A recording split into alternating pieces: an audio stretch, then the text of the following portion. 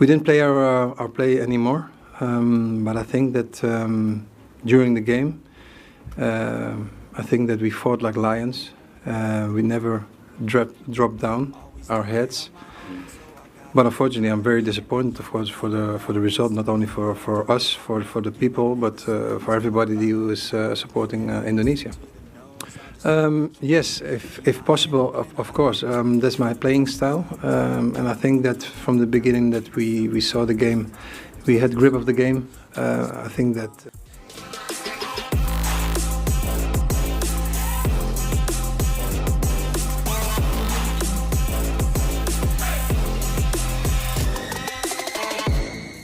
Pemain yang dipanggil untuk menjadi bagian dari skuad tim nasional Indonesia. Seperti yang sama-sama kita pahami teman-teman, bahwa timnas kita masih punya peluang untuk lolos ke Piala Dunia.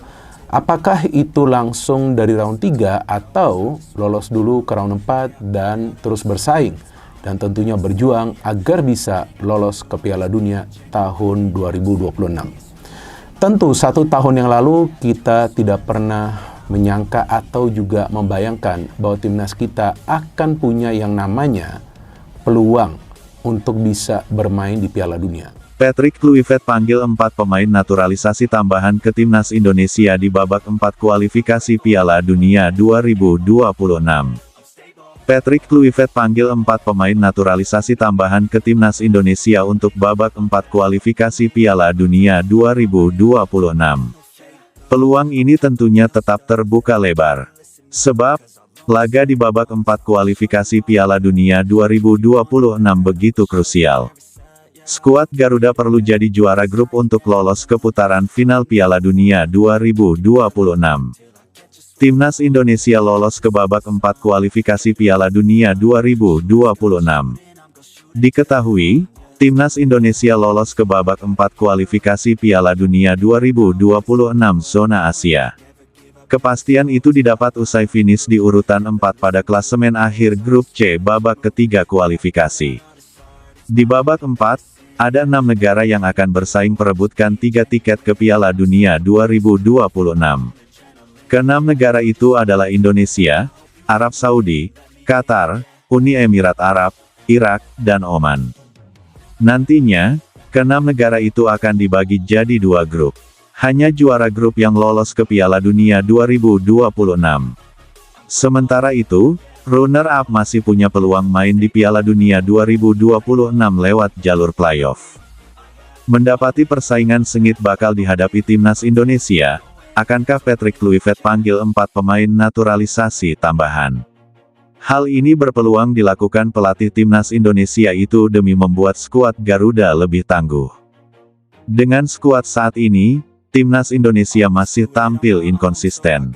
Di laga terakhir grup C, skuad Garuda bahkan babak belur dihajar Jepang 0-6. Lantas, siapa saja pemain keturunan yang bisa dipanggil Patrick Kluivert ke timnas Indonesia? Sejumlah pemain keturunan diketahui sudah dikaitkan lama dengan skuad Garuda.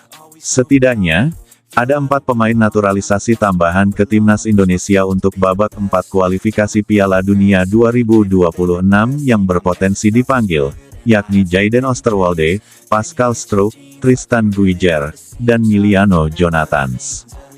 Keempat nama itu diketahui tengah berkarir di Eropa. Jayden Osterwolde kini membela klub Turki, Fenerbahce. Bek berusia 23 tahun ini bahkan dikabarkan sudah pertemuan langsung dengan asisten pelatih timnas, Alex Pastur, pada Februari tahun 2025. Kemudian, ada Pascal Struijk. Dia kini membela klub Inggris, Leeds United. Namanya dikaitkan dengan timnas Indonesia usai terlihat berada satu tribun dengan Patrick Kluivert. Momen itu terjadi saat Kluivert menyaksikan laga Leeds melawan Oxford United di kompetisi Championship Inggris musim ini. Ketiga, Tristan Guijer kini main di Belanda bersama PEC Zwolle. Pemain satu ini biasa bermain di posisi fullback kanan.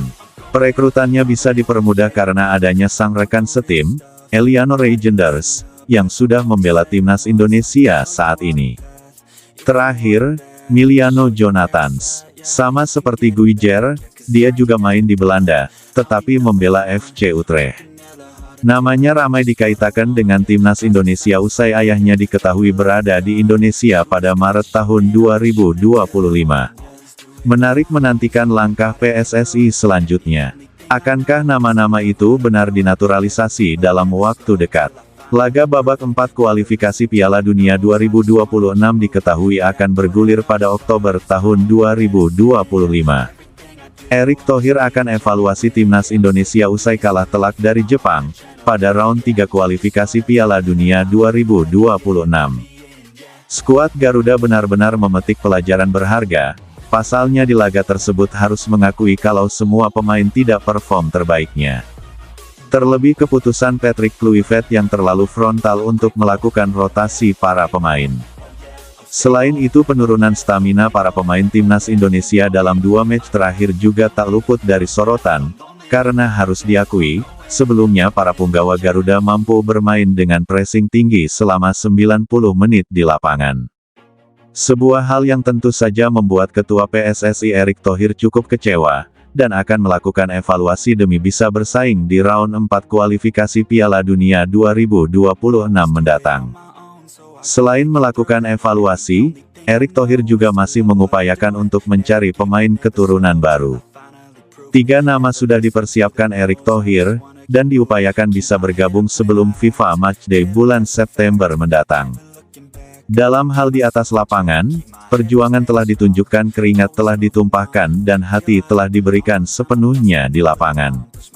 Namun ketika peluit panjang berbunyi skor di papan tidak berpihak pada timnas Indonesia, dan kekalahan ini memang terasa pahit tetapi bukan berarti akhir dari segalanya.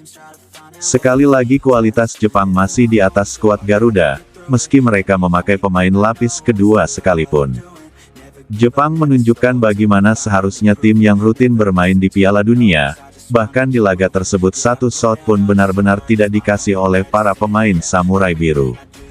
Bayangkan saja, kalau Emil Audero tidak melakukan beberapa penyelamatan, bisa-bisa lebih dari 6 gol yang masuk ke gawang timnas Indonesia. Sementara itu dalam kekalahan ini sebuah tanggung jawab besar yang telah dipegang secara penuh oleh Erick Thohir memang menjadi sorotan. Beliau mengambil sebuah keputusan berani yang akhirnya justru menyerang melalui dirinya. Namun sekali lagi kekalahan ini tak serta-merta atas semua kesalahan yang ditujukan ke Ketua PSSI. Karena sebelum semua terlambat, Indonesia harus segera berbenah, karena keberhasilan lolos ke babak round 4 membuat peluang skuad Garuda lolos ke Piala Dunia 2026 masih terbuka lebar.